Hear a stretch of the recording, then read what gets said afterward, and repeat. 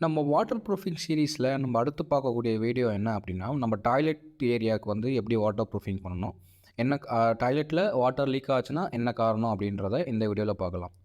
இப்போ பொதுவாக வந்து நம்ம டாய்லெட்டில் வந்து சீலிங்கில் லீக் ஆகுதா இல்லை வாலில் வந்து தண்ணி லீக் ஆகுதான்றதை பார்க்குறது ரொம்ப முக்கியம். ஏன்னா ரெண்டுத்துக்கும் எந்த காரணங்கள் வித்தியாசமாக இருக்கும், அதே மாதிரி நம்ம பண்ணக்கூடிய சொல்யூஷனும் அதை வாட்டர் ப்ரூஃபிங்கும் வித்தியாசமாக இருக்கும்.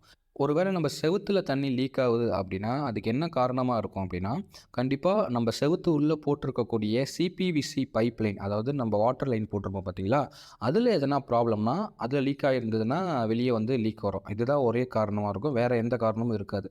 ஸோ இதுக்கு என்ன சொல்யூஷன் அப்படின்னு பார்த்தீங்கன்னா, வேறு வழியே இல்லை. நம்ம போட்ட டைல் எல்லாத்தையும் உடச்சி திருப்பி வந்து நம்ம அந்த செவுத்தை உடச்சி உள்ளே இருக்க பைப் லைனை எடுத்து மாற்றி புதுசாக திருப்பி போட்டுட்டு திருப்பி நம்ம ரீஒர்க் பண்ணுறது தான் இதுக்கு ஒரே வழி. இதில் வந்து நம்ம மேலாக எதனா பண்ண முடியுமா? இந்த டைல்ஸ் எல்லாம் உடைக்காமலே நம்ம வாட்டர் ப்ரூஃபிங் எதனா பண்ண முடியுமா அப்படின்னு கேட்டால், அதுக்கு வாய்ப்பே கிடையாது. நம்ம என்ன தான் டைல்ஸுக்கு மேலே இது பண்ணாலுமே, உள்ளே அந்த பிரச்சனை இருந்துக்கிட்டே தான் இருக்கும். கண்டிப்பாக இன்றைக்கி மேபி நம்ம அரெஸ்ட் பண்ணலாம், எதனா பண்ணி அந்த டைலோட ஜாயிண்ட்டில் எதனா பண்ணி மேபி அரெஸ்ட் பண்ணலாம். ஆனால் அது ஒரு வீக்லேயோ இல்லை அடுத்த நாள்லேயோ கூட திருப்பி அந்த லீக் ஆகிறதுக்கு வாய்ப்புகள் கண்டிப்பாக இருக்குது. அதனால் நம்ம வேறு வழியே இல்லை, டைலை உடச்சி உள்ள பைப் லைனை வந்து திருப்பி எடுத்துகிட்டு நம்ம திருப்பி புதுசாக போடுறது தான் ஒரே வழி.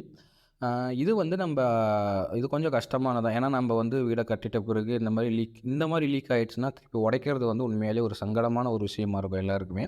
பட் வேறு வழி இல்லை, நம்ம இப்படி தான் பண்ணி ஆகணும். இதுக்கு நம்ம வந்து கன்ஸ்ட்ரக்ஷன் பண்ணும்போதே வந்து நம்ம ப்ராப்பராக பண்ணிட்டோம் அப்படின்னா இந்த பிரச்சனையை நம்ம தவிர்க்கலாம். அதாவது நம்ம பைப் லைனை போட்டுட்ட பிறகு ப்ரெஷர் டெஸ்ட்டுன்னு சொல்லிட்டு நம்ம ஒன்று பண்ணணும். இந்த ப்ரெஷர் டெஸ்ட்னால் என்னன்னு சொல்லிட்டு நான் ஒரு வீடியோ போட்டிருக்கேன். அந்த வீடியோட லிங்க் வந்து டிஸ்கிரிப்ஷனில் கொடுக்குறேன், பாருங்கள். இந்த ப்ரெஷர் டெஸ்ட் வந்து ரொம்ப முக்கியமான ஒன்று. நம்ம பைப் லைன்லாம் லே பண்ணிட்ட பிறகு அதை பேக் பண்ணுறதுக்கு முன்னாடியே நம்ம என்ன பண்ணோன்னா, இந்த ப்ரெஷர் டெஸ்ட் பண்ணி பைப்பில் எதனா லீக்கேஜ் இருக்கா, எதனா அது ப்ராப்ளம் இருக்கான்றதை செக் பண்ணிக்கணும். அப்படி நம்ம செக் பண்ணிவிட்டு அதுக்கப்புறம் தான் வந்து பார்த்திங்கன்னா அதை பேக் பண்ணி பூசிட்டு திருப்பி டைல் ஓட்டணும்.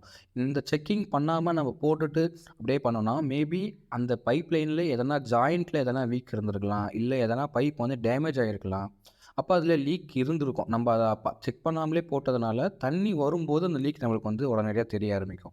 ஸோ அதனால் இந்த ப்ரெஷர் டெஸ்ட்டை நம்ம பண்ணிட்டோம் அப்படின்னா, நம்மளுக்கு இந்த மாதிரி அடுத்து இந்த வீடு, அதாவது இந்த மாதிரி லீக் வர்றதோ இந்த மாதிரி உடைக்கிற பிரச்சனையை வந்து நம்ம தவிர்த்திட முடியும். ஸோ அதனால் நம்ம வந்து இந்த டாய்லெட் ஏரியாவில் வாலில், அதாவது ரூஃபில் கிடையாது, வாலில் லீக் ஆகுதுன்னா காரணம் இதாக இருக்கும். இதுக்கான சொல்யூஷன் கண்டிப்பாக வந்து நம்ம உடச்சி தான் போடணும், வேறு வழி கிடையாது.